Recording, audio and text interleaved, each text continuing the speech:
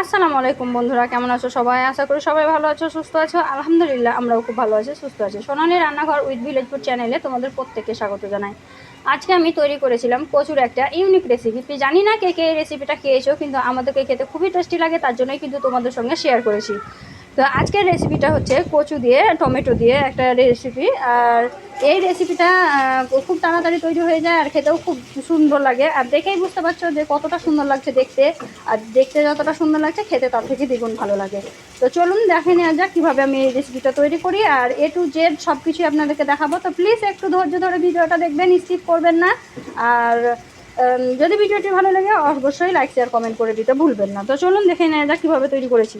কচুর এই রেসিপিটি তৈরি করার জন্য আমি প্রথমে কচুগুলোকে কেটে নিয়েছিলাম। ও কাটা ধুয়ে পরিষ্কার করা কিছুই দেখাইনি, কারণ অনেকটা বড় হয়ে যাচ্ছে ভিডিও, তখন কিন্তু আপনারা দেখতে পছন্দ করছেন না। তার জন্যই কিন্তু আমি কেটে নিয়ে তারপরে দেখিয়েছি। তো দেখতেই পাচ্ছেন ভালোভাবে কেটে ধুয়ে পরিষ্কার করে নিয়েছি। বন্ধুরা, ভিডিওটি যদি প্রথমবার দেখে থাকো আর আমার চ্যানেলে যদি নতুন সদস্য হয়ে থাকো, অবশ্যই আমার চ্যানেলটিকে সাবস্ক্রাইব করে দেবে, পাশে থাকা বেল আইকনটিকে প্রেস করে দেবে সবার আগে চ্যানেলের নোটিফিকেশন পাওয়ার জন্য। কচুটা এখন রান্না করে নেওয়ার পালা। তো কড়াইয়ে আগে থেকে একটু তেল ছিল, তো তারপরেও আমি একটু তেল দিয়ে দিলাম। তেল দিয়ে এখন বাকি উপকরণগুলো দিয়ে দেব।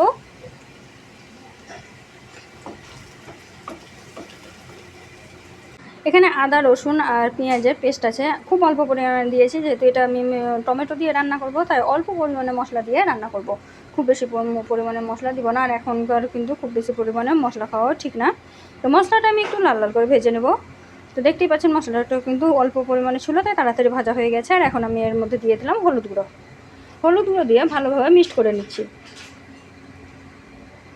হলুদ গুঁড়োটাও ভালোভাবে মিক্সড করা হয়ে গেছে, দেখতেই পাচ্ছেন সুন্দরভাবে মিক্সড করা হয়ে গেছে। এখন আমি শুকনো উপকরণগুলো আস্তে আস্তে দিয়ে দেব। তো এর মধ্যে আমি দিয়ে দিলাম লঙ্কা গুঁড়ো অল্প পরিমাণে।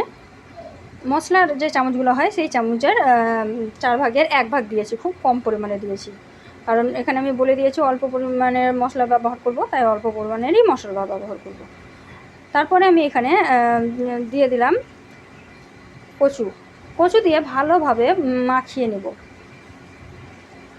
যেহেতু আমি এখানে টমেটো ব্যবহার করব, তার জন্য কিন্তু এখানে জিরা ধনিয়া পাউডার কোনো কিছুই ব্যবহার করব না, কারণ তখন ওই টমেটোর স্বাদটা চলে যাবে জিরা ধনিয়ার সেন্টের জন্য।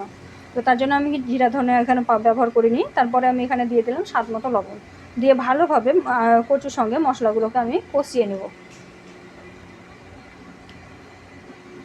এটা দেখতেই পাচ্ছেন আমি ভালোভাবে কিন্তু মশলাগুলোকে কষিয়ে নিচ্ছি। আর কচুটাকে কিন্তু আগে থেকে ভালোভাবে ধুয়ে পরিষ্কার করে নেবেন, নাহলে কিন্তু পিলপিলা থাকলে ভালো হবে না। তো কচুটা দেখতেই পাচ্ছেন আমার কষা হয়ে গেছে, তেল ছেড়ে দিয়েছে সাইডে সাইডে, কত সুন্দরভাবে কষিয়ে নিয়েছি। আর কচুটা কিন্তু একটু সময় নিয়ে কষালে বেশি ভালো হয়। তো এখন আমি জল অ্যাড করে দিচ্ছি। এটা কিন্তু খুব সিম্পলভাবেই রান্নাটা করেছি, কিন্তু খেতে কিন্তু দুর্দান্ত হয়, তার জন্যই শেয়ার করলাম। তো এই তো আমি এখন কচুটা জল দিলাম, দিয়ে ভালোভাবে নাড়াচাড়া করে মশলাটাকে কড়াই যদি আশেপাশে থাকে তাই ছাড়িয়ে দিলাম। তারপরে ঢাকা দিয়ে সিদ্ধ করে নিচ্ছি। তো ঢাকা দিয়ে আমি আধ ঘন্টা মতো সিদ্ধ করে নিয়েছিলাম। কচু তো একটু সিদ্ধ হতে সময় লাগে, তার জন্য আমি আধ ঘন্টা ঢাকা দিয়ে সিদ্ধ করে নিয়েছিলাম। এখন দেখতেই পাচ্ছ কচুটা কিন্তু সুন্দরভাবে সিদ্ধ হয়ে গেছে। তো এখন আমি এই পরিমাণে একটু জল দিয়েছিলাম, দিয়ে কচুটা টমেটোটা অ্যাড করে দিলাম, কারণ টমেটোটা সিদ্ধ হতে একটু জল লাগবে, তাই পরে কিন্তু টমেটোটা দিয়ে দিলাম। আর একসঙ্গে টমেটো কচু দিলে কিন্তু দেরি হতো কচুটা সিদ্ধ হতে, তার জন্য কিন্তু আমি একসঙ্গে দিইনি। তো এখন টমেটো সিদ্ধ হওয়া পর্যন্ত অপেক্ষা করব, তাই ঢাকা দিয়ে দিলাম। তো এই তো দেখতেই পাচ্ছেন টমেটোগুলো একদম গলে গেছে সিদ্ধ হয়ে। আর এই পর্যায়ে কিন্তু আমি একটা বেরেস্তা রেডি করে রেখেছিলাম। এখানে পেঁয়াজ কুচি, শুকনো লঙ্কা আর আছে রসুন কুচি, আর দিয়েছিলাম একটু কালো জিরা, দিয়ে বেরেস্তাটা রেডি করে নিয়েছিলাম। ওপর থেকে এটা ছড়িয়ে দিলাম, এতে স্বাদটা দ্বিগুণ বেড়ে যাবে আর দেখতেও খুব সুন্দর লাগবে। তো দেখতেই পাচ্ছেন ওপর থেকে আমি ছড়িয়ে দিলাম, আর দেখতে কতটা সুন্দর লাগছে।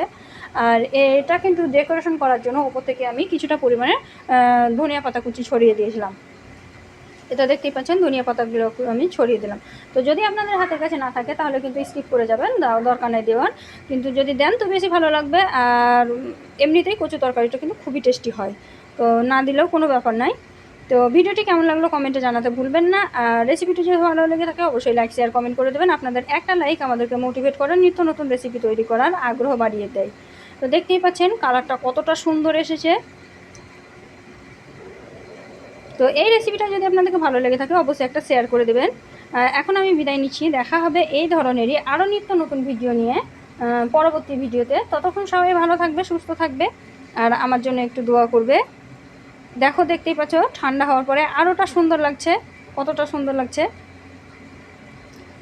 তো আমি যে উদ্দেশ্যে এসেছি সেই উদ্দেশ্যটা যাতে সাকসেস হয়, পূর্ণ হয়, তার জন্য তোমরা একটু বেশি বেশি করে দোয়া করো। তোমরা সবাই ভালো থেকো, সুস্থ থাকো। খোদা হাফিজ।